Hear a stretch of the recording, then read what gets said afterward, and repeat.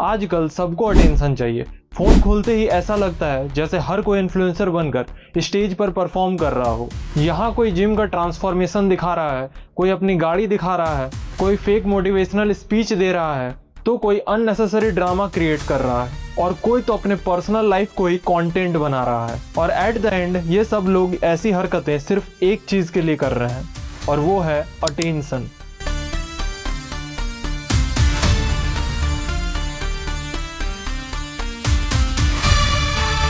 लोग ऐसी ऐसी हरकतें करते हैं अटेंशन पाने के लिए जो कि एथिकली और लॉजिकली कहीं से भी जस्टिफाइड नहीं है। अब शायद आप सोच रहे होंगे कि कोई अगर अटेंशन चाहता है तो इसमें बुराई क्या है, क्योंकि अटेंशन तो हर किसी को चाहिए। हर कोई चाहता है कि सबकी नजरें उस पर टिके। लेकिन मैं आपको पहले ही क्लियर कर देना चाहता हूँ कि अटेंशन चाहना गलत नहीं है, जबकि ये तो एक बेसिक नीड है। बिल्कुल वैसे ही जैसे हमें खाना चाहिए, पानी चाहिए, कपड़े चाहिए, ठीक उसी तरह हर एक इंसान को अटेंशन चाहिए। हर एक इंसान अपने जीवन को अटेंशन को ध्यान में रखते हुए ही जीता है। हम किसी पार्टी में जाते हैं तो भी हम देखते हैं कि हमारे पास जो सबसे बेस्ट कपड़ा होगा हम वही पहनेंगे, हम वही घड़ी खरीदेंगे जो कि मेरे हाथ में थोड़ी यूनिक लगे। ठीक उसी तरह ये फीलिंग हर एक चीज के लिए एप्लीकेबल है। पैर के जूते से लेके सर के बाल तक हर एक चीज हम अपने तरफ से सही करने की कोशिश करते हैं ताकि कहीं ना कहीं हमारा जो इमेज है वो सामने वाले के सामने बेहतर बने। और इसे ही साइकोलॉजी में नीड फॉर बिलोंगिंग कहते हैं। तो दोस्तों, एक साइकोलॉजिस्ट थे अब्राहम मस्लो नाम से। बेसिकली उन्होंने एक पिरामिड बनाया था जिसका डिजाइन ये दर्शाता था कि किसी भी इंसान को रोटी, कपड़ा, मकान यानी कि अपने जरूरतों के बाद बिलोंगिंग और लव चाहिए होती है। और उसी पिरामिडल स्ट्रक्चर के अकॉर्डिंग लव और बिलोंगिंग के बाद आता है रिकॉग्निशन यानी कि पहचान, अटेंशन। कोई भी इंसान ये चाहत रखता है कि उसकी एक पहचान बने, लोग उन्हें जानना शुरू करें। कोई या तो इसे बहुत बड़े लेवल पर चाहता होगा, कोई या तो छोटे लेवल पर चाहता होगा, पर कहीं ना कहीं अपनी पहचान हर कोई चाहता है कि हमें एक पॉजिटिव नजरिए से देखा जाए। खैर, शायद ये बोलकर मैंने गलती कर दी, क्योंकि आगे जो मैं बताऊंगा उन लोगों को कोई फर्क नहीं पड़ता कि वो लोग पॉजिटिव दिख रहे हैं या फिर नेगेटिव दिख रहे हैं। उन लोगों को बस दिखने से मतलब है। तो खैर आगे बढ़ते हैं, वो सब आगे आएगा। तो ओवरऑल देखा जाए तो अटेंशन सीकर होना कोई बुरी बात नहीं है, बल्कि ये तो एक ह्यूमन नेचर है, हर एक इंसान में होती है। अब आप सोच रहे होंगे कि अगर हर एक इंसान अटेंशन चाहता है और अटेंशन चाहने में कोई गलती भी नहीं है तो फिर इस वीडियो को बनाने का क्या मतलब बनता है। तो दोस्तों, अब मैं बेसिक से आपको यही समझाने की कोशिश करता हूँ कि क्या आपको पता है कि आज का जेनजी जनरेशन अटेंशन लेने के लिए इस हद तक जा चुके हैं कि इन्हें अपनी ऑथेंटिसिटी, अपने जिंदगी के पीस, सुख शांति की और अपने सेल्फ रेस्पेक्ट की भी कोई परवाह नहीं है। इवन ये जानबूझकर ऐसे काम करेंगे ताकि लोग उन्हें ट्रोल करें और उनका वीडियो वायरल हो। और कहीं ना कहीं सोशल मीडिया प्लेटफॉर्म्स के इतनी बड़ी भीड़ के चलते ऐसे कंटेंट प्रमोट होते चले जाते हैं। जबकि गौर करने वाली बात तो यह है कि जैसे कि मैंने बताया कि अटेंशन हर एक इंसान को चाहिए होती है।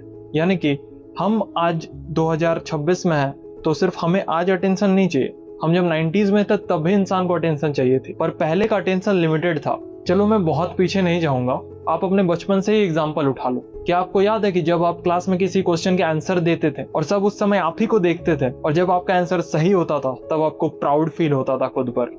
भले आप कितने ही छोटे क्यों ना हो, बट ये फीलिंग जरूर महसूस किए होंगे। और स्कूल टाइम में तो ये हर किसी के साथ कभी ना कभी हुआ होगा, जबकि वो भी एक छोटी सी अटेंशन ही थी। और उस टाइप की अटेंशन हमें कहीं ना कहीं अच्छे काम करने के लिए प्रेरित करते थे, क्योंकि तब तो वायरल होने वाला सीन नहीं था। इसलिए अटेंशन लेने के लिए हमें बचपन में भी मेहनत करनी पड़ती थी। कहीं ना कहीं कोई अच्छा काम करना पड़ता था, या तो अच्छा रिजल्ट लाना पड़ता था, या अच्छा ड्राइंग बनाना पड़ता था, और तब जाके हमें अटेंशन मिलता था। कुछ लिमिटेड लोग हमें प्रेज करते थे, जिसमें कि हमारे टीचर्स, माँ बाप, रिलेटिव्स या फिर दोस्त वगैरह हुआ करते थे। पर अब लेट 20s में, इस डिजिटल एरा में अटेंशन ग्लोबल बन जाता है, क्योंकि कई एक के बाद एक सोशल मीडिया प्लेटफॉर्म्स आते हैं। सोशल मीडिया में धीरे धीरे भीड़ बढ़ने लगती है, और जो अटेंशन हमें सिर्फ 15-20 लोगों से मिलती थी, वही अटेंशन हमें अब 15 से 20 मिलियन लोगों से मिलती है। एक तरह से देखा जाए तो पूरा का पूरा ग्लोबल अटेंशन मिलने लगता है। और प्रॉब्लम यहीं से स्टार्ट होती है, जब अटेंशन एक एडिक्शन बन जाता है। और जैसा कि मैंने अभी अभी बताया कि पहले, यानी कि आज से सिर्फ 15-20 साल ही पीछे जाएं तो अटेंशन के लिए मेहनत लगती थी, पर आज अटेंशन के लिए बहुत ज्यादा मेहनत की जरूरत नहीं है। कुछ अनयूजुअल सा कर दो जो कोई नहीं कर रहा, चाहे वो कितनी भद्दी हरकत ही क्यों ना हो, आप वो कर दो, आपको सोशल मीडिया पे वायरल होने को मिल जाएगा। और यही चीज दर्शाती है कि अटेंशन जब एडिक्शन यानी कि नशा बन जाता है तब हमें सही और गलत का फर्क नहीं दिखता। अब मैं आपको आज से 20 साल पुराने वाले सिचुएशन को और आज की सिचुएशन को कंपेयर करके बताता हूँ। जैसे अगर आपको पहले के जमाने में यानी कि सिर्फ 15 साल 20 साल पीछे ही जाए तो तब अगर आपको अटेंशन चाहिए था तो उसका फॉर्मूला हुआ करता था कि पहले कोई स्किल सीखो, फिर उस स्किल्स पे लगातार काम करके उसको मास्टर करो और फिर धीरे धीरे जब लोगों को आपका काम दिखता था तब आपका नाम बनना शुरू होता था और इसमें बहुत ज्यादा टाइम लगता था। यानी कि पहले वाले जमाने में अटेंशन का फॉर्मूला था skills, hard work, result and then attention. लेकिन आज अटेंशन का फॉर्मूला चेंज हो चुका है। अब लोग दूसरों के नजर में आने के लिए अनयूजुअल हरकत करते हैं। कोई गरीबों का मदद करते हुए फेक वीडियोस बना लेता है तो कोई जानबूझ के कंट्रोवर्सी मोल लेता है ताकि उसके कुछ फॉलोअर्स और सब्सक्राइबर्स बढ़ जाएं। और ऐसे लोगों को अपने इंप्रेशन से कोई फर्क नहीं पड़ता, बस अटेंशन मिलने से मतलब है। और एट द एंड ऐसे क्रिएटर्स का हाल ये ऐसा होता है कि इन्हें कोई जेन्युइन ब्रांड तो अपना प्रमोशन नहीं देती है, बट कोई थर्ड क्लास ब्रांड इन्हें अपना प्रमोशन दे देती है कि तुम हमारा बैटिंग एप्स चाहे कोई और चीज प्रमोट कर दो, उसके बदले हम तुम्हें पैसे देंगे। और ये कर भी देते हैं क्योंकि इनका इमेज ऑलरेडी खराब हो रखा है। अब लोग इन्हें कितना भी गाली दे, इन्हें अब कोई फर्क नहीं पड़ने वाला। तो एट द एंड इन्हें ऐसा करने से अटेंशन भी मिल गया, पैसे भी मिल गए, फॉलोअर्स भी मिल गए। तो ये आज की डेट में एक बहुत आसान सा फॉर्मूला बन चुका है कि किसी भी तरीके से लोगों के नजरों में आना, और वो कोई अच्छा हरकत करने से तो आएंगे नहीं। और यही रीजन है कि आज की डेट में लोग वायरल होने के लिए शॉर्टकट्स ढूंढते हैं, बिल्कुल ताक में रहते हैं कि कहीं कोई कंट्रोवर्सी करने को मिल जाए। यहाँ तक कि मुझे कुछ ऐसे लोग भी दिखे जो लोग ऐसा बोल रहे थे कि जिनका सबसे ज्यादा कमेंट होगा उन्हें मैं 10,000 रुपए दूंगा, उन्हें मैं ये गाड़ी गिफ्ट कर दूंगा, जबकि एक्चुअल में वो 1 रुपए तक नहीं देने वाले। और ऐसे स्कैम करने वाले लोगों के जो फॉलोअर्स होते हैं उन्हें मैं एक एडवाइस देना चाहूंगा कि कुछ भी फ्री नहीं होता। फॉलो कर रखा है, वीडियो शेयर करते हो कंफर्म?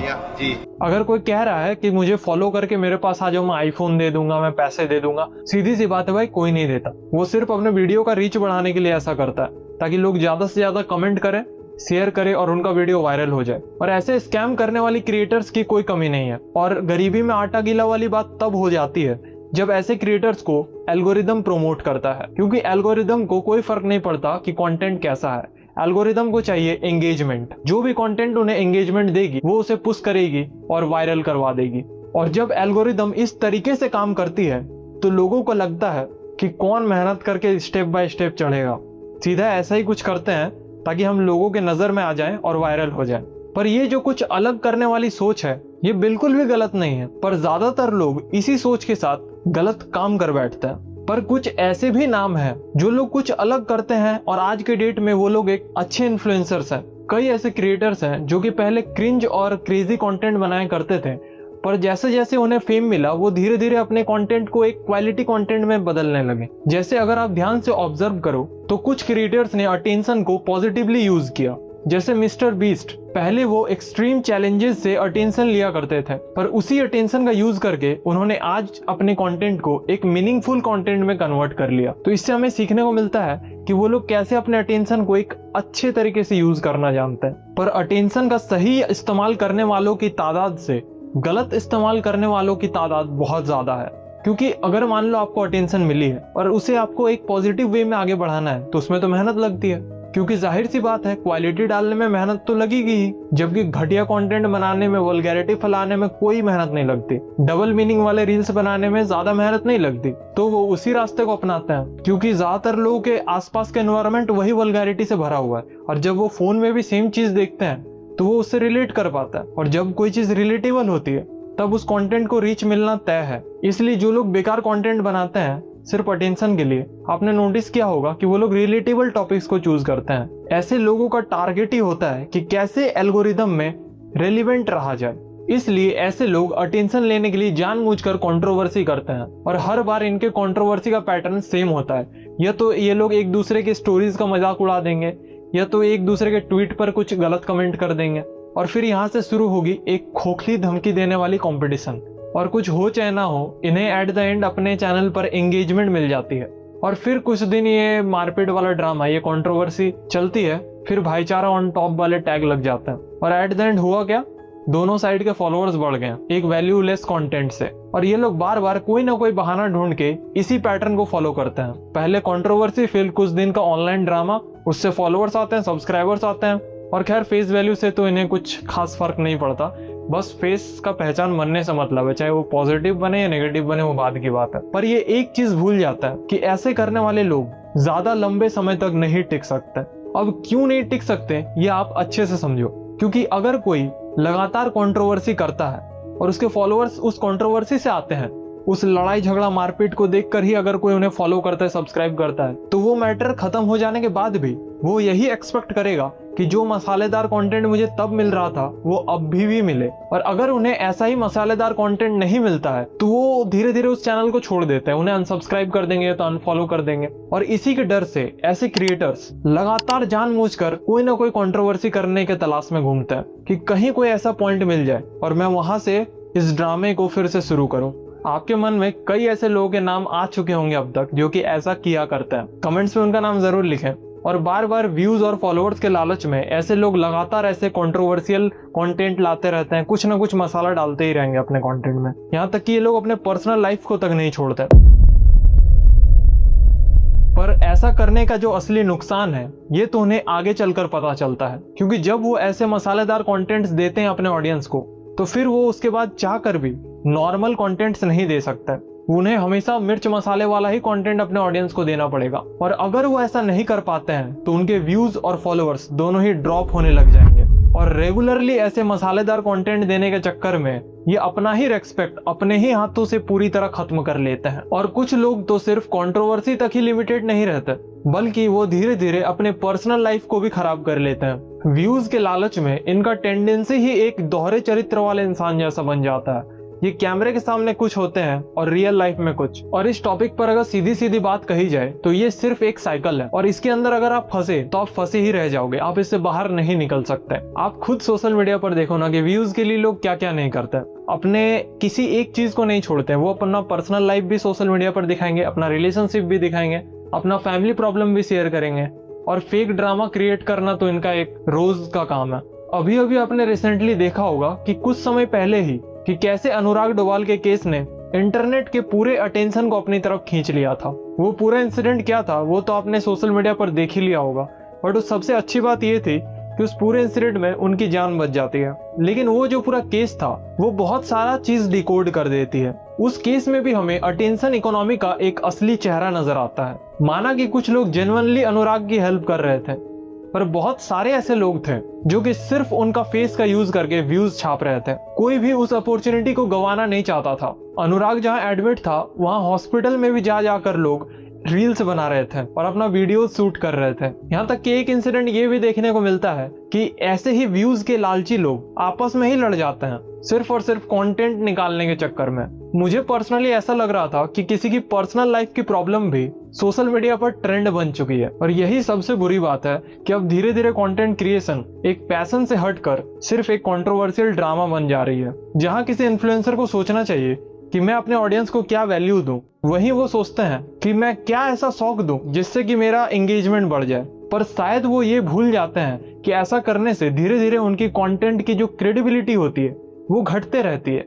चलो यहाँ तक तो होगी एक साइड की बात। अब दूसरे साइड की बात करते हैं। तो ये जो गलत तरीके से अटेंशन लेने का जो ट्रेंड है इसके लिए हम सभी जिम्मेदार हैं, क्योंकि हम हैं ऑडियंस। हमारा भी कहीं ना कहीं कंटेंट सिलेक्शन का लेवल गिर रहा है, तभी ऐसे कंट्रोवर्शियल क्रिएटर्स आगे बढ़ रहे हैं। आप इस बात को गौर से समझो कि जब आपको मसालेदार कंटेंट की आदत पड़ जाएगी तब आपको काम और इन्फॉर्मेटिव वीडियोस पसंद नहीं आने वाली है। आप वैसा ही वीडियोस खोजोगे जिसमें कि एक्साइटमेंट हो, भले ही उस एक्साइटमेंट के पीछे कुछ भी चल रहा हो, पर आप उसको देखोगे।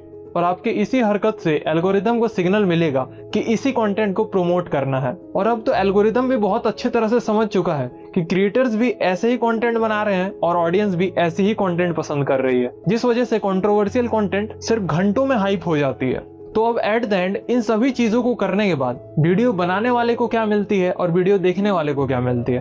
तो जो वीडियो बना रहा है उसे एक बहुत बड़ा ऑडियंस बेस मिल जाता है और जो वीडियो देख रहा है उसे एक वैल्यूलेस एंटरटेनमेंट। पर अब मैं आपको एक जेन्युइन बात बताता हूँ, अगर ऐसे ही लो ग्रेड कंटेंट्स बनाते रहे, कंट्रोवर्सी करते रहे, तो आपकी रेस्पेक्ट बहुत जल्द खत्म हो जाएगी।